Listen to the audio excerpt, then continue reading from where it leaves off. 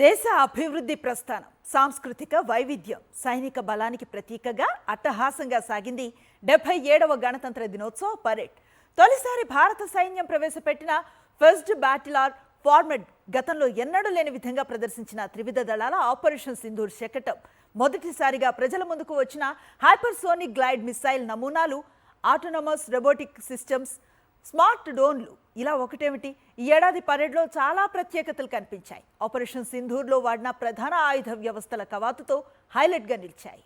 దేశ రక్షణలో ఆధునికీకరణ దిశగా భారత్ ఎంత వేగంగా ముందుకు వెళ్తోందో, ఆత్మ నిర్భర్ భారత్ కల ఎలా నిజమవుతోందో ప్రపంచానికి ఘనంగా చాటి చెప్పింది రిపబ్లిక్ డే పరేడ్.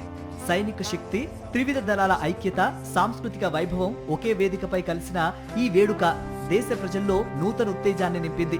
ఢిల్లీలోని కర్తవ్య పథ్ వేదికగా జరిగిన ఈ పరేడ్ కు లెఫ్టినెంట్ జనరల్ భవనీష్ కుమార్ నాయకత్వం వహించగా, మేజర్ జనరల్ నవరాజ్ ధిల్లన్ రెండో కమాండర్ గా వ్యవహరించారు. సైనిక బాండ్ల గర్జన, జాతీయ గీతాల నాదం మధ్య ప్రారంభమైన కవాతు దేశభక్తి భావాన్ని ఉప్పొంగించింది. Designed for rapid response and high intensity operation. An able first responder. 77వ గణతంత్ర పరేడ్లో ఆపరేషన్ సింధూర్లో వాడిన పలు స్వదేశీ ఆయుధ వ్యవస్థల ప్రదర్శన ప్రత్యేక ఆకర్షణగా నిలిచింది.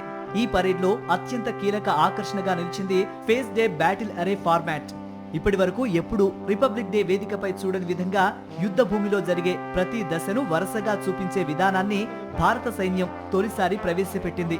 గూఢచర్యం, శత్రు కదలికలు గమనించటం, రికానిసెన్స్ నుంచి మొదలై ప్రధాన దాడి, రక్షణ చర్యలు, మద్దతు వ్యవస్థల వరకు యుద్ధ క్రమాన్ని ప్రత్యక్షంగా ప్రదర్శించారు. ఆధునిక యుద్ధానికి భారత సైన్యం పూర్తి స్థాయిలో సిద్ధంగా ఉందన్న సందేశం ఈ ఫార్మాట్ ద్వారా దేశానికి స్పష్టంగా వెళ్ళింది.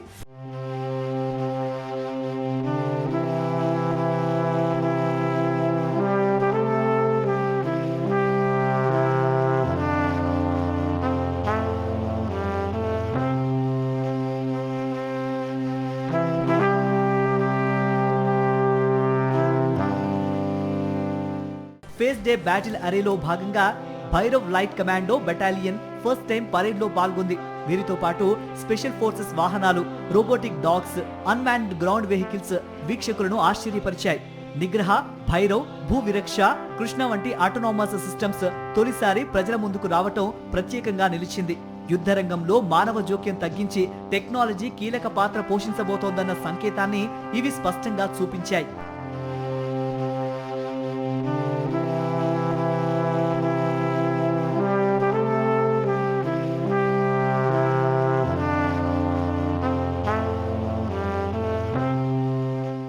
ఆపరేషన్ సింధూర్ థీమ్ తో రూపొందించిన భారత సైన్యం శకటం మరింత ఆకట్టుకుంది. త్రివిధ దళాల సమన్వయం ఎంత శక్తివంతంగా ఉంటుందో చాటి చెప్పేలా దీన్ని రూపొందించారు. బ్రహ్మోస్, ఆకాశ్ ఆయుధ వ్యవస్థలు, 300 కిలోమీటర్ల దూరం వరకు లక్ష్యాలను ఛేదించగలిగే సూర్యాస్త్ర రాకెట్ లాంచర్ వ్యవస్థ, యుద్ధ ట్యాంక్ అర్జున్ వంటివి ఈ పరేడ్ లో ప్రదర్శించారు. అపాచీతో పాటు ప్రచండ తేలికపాటి హెలికాప్టర్లు, నాగ్ క్షిపణి వ్యవస్థలు, ధనుష్ తుపాకులు, డ్రోన్లు ఈ పరేడ్ లో ప్రదర్శించారు.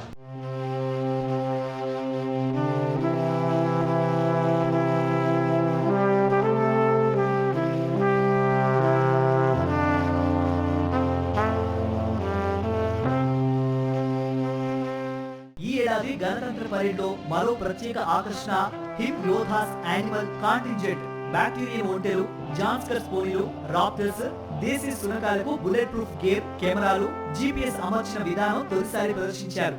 సరిహద్దు ప్రాంతాల్లో జంతువులు కూడా హైటెక్ సైనికులుగా మారుతాయన్న విషయం ఈ దృశ్యం తెలియజేసింది. పోర్లో ధరించే దుస్తులతో అశ్విక దళం కనువిందు చేసింది.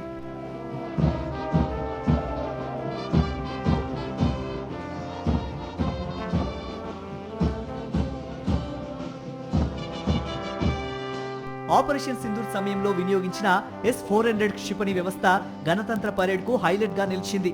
మరోవైపు గగనతలంలో యుద్ధ విమానాలు వివిధ ఆకృతుల్ని ఏర్పరిచాయి. ధ్రువ్ చాపర్ సింధూర్ జెండాతో కనిపించింది.